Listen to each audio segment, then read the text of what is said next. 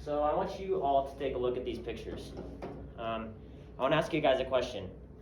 Out of these 6 people, which of them do you think were human trafficked? Were sold into them? I want to inform you guys that every single person on here was sold into human trafficking, from ages varying from 6 to 18 is when they were in human trafficking. I want to point out one person in particular. This is Carla Jacinto. She was human trafficked starting at 6 in labor trafficking, and then she moved on to be sex trafficking at the age of 14. She was told, reporters, that she was raped 43,200 times in a matter of 4 years. That's 10 times a day. She said up to 30 men were in the room with her when it would happen, so it was a very traumatizing experience. 4 years later, she was able to get out of human trafficking, and now she fights for rights for people that have been human trafficked and is trying to lock up people who put her in that position. So that is a very big story to what I have found is for her. So the things that I'm going to talk about today, I'm going to talk about in particular is what is human trafficking? What exactly what are the kinds of human trafficking? Just in that kind of degree of what it is exactly, because most people don't know what it is. I'm also going to talk about how you can identify human trafficking. What are the signs of human trafficking? How can you spot it in your own environment is basically what I'll talk about.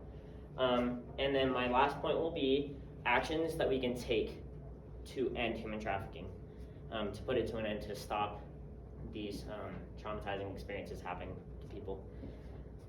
Okay, so to start, I want to show you guys this graph. So this graph here, it shows trends of the ages for the specific kinds of human trafficking, and I'll go in and explain.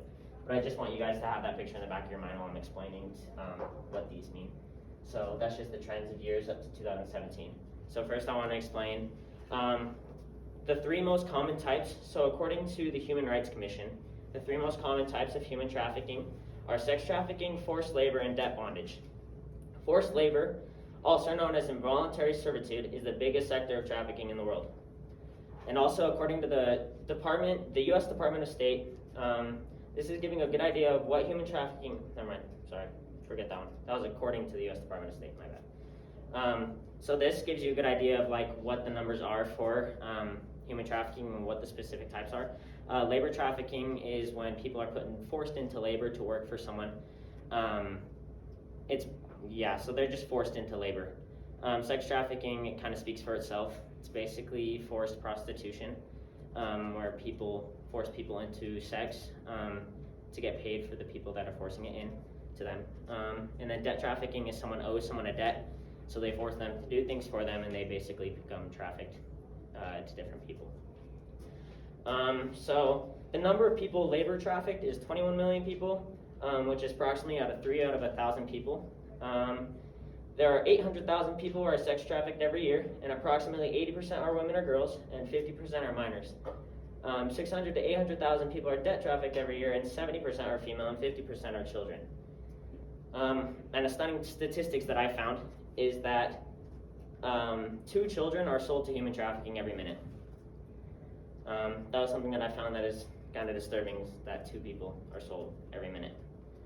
So back to the graph on the trends, you can see that for the other kinds, this is debt trafficking and just other kinds of human trafficking that are on the lower scale.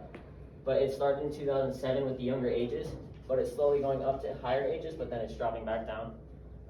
Sexual exploitation has always been pretty high, but it started at a higher age in the early 2000s, and then it's slowly dropping down to lower age groups, but it kind of just fluctuates from age to age. And then forced labor is generally higher because kids don't work as hard in a way of forced labor, some of the things that they have them do. So it's generally higher ages for that group. And I also want to show you, this is another graph that is just easier to see the ages. So this is for, I think, sex trafficking in particular. So it shows here that the age is adult is 10,731, and this is in the US alone. Minors are 4,945, and there are 7,402 unknown cases. This is just of what they found in their data. For the gender, 15,042 are female, 2,917 are male, 109 are gender minorities, and they have 5,000 unknown. And then the ethnicity and race, 2,000 are Latino, 1,800 are Asian, and then 1,000 are African American, and then 989 are white, and then the rest are multiracial, which is at 184. So this is just in the US alone. I want to emphasize on that. I want you guys to look at this picture. It doesn't have much to do, but I think this is a powerful picture. They don't know who took this picture. They don't know where it was taken, but this shows a little girl who is binded in a little, I don't even know how to explain it. She's just binded up in a tiny space. And I think it's a powerful picture. So I just wanted to show you guys that. So now that you know what human trafficking is, how can you spot it in your environment? So the ways you can spot it in your environment, there are many ways. I read up on many personal stories just so I can understand what got them into the human trafficking. One story that stuck out to me was the story of Holly Austin Smith. She was human trafficked at the age of 14. She met a guy online, and he basically lured her into trafficking, but she got lucky. She was only in the human trafficking industry for about a year. But one quote from a report that she did is she said, and I quote, "He took his time, he got to know me, he analyzed my troubles, and he asked me my dreams." So these human traffickers, they try to get to know you. So that's one of the main things, is that they get to know you and then they lure you out when you're most vulnerable. She didn't have a good family life, so she was very vulnerable and she was lured out at a young age. That is the main thing that kind of how you can spot human trafficking is these people, they try and catch you when you're most vulnerable. They look like normal people. It's kind of, they look like everyday people, but they'll catch you when you're most vulnerable and they'll put you into human trafficking, which is very scary. So with all this information, you can't help but feel a little helpless on how to help out with the situation. So I have there are these organizations that I found that can help end human trafficking. This is AIM Free, which is Agape International Missions. And so what they do is they have saved 15,000 people from human trafficking. So they're a very good organization. You just donate to them and they'll help. There's also the Coalition Against Human Trafficking in Women. They've been around since 1988, and they focused on helping the women trapped in human trafficking. And then this is freetheslaves.net, and they focus specifically on labor trafficking.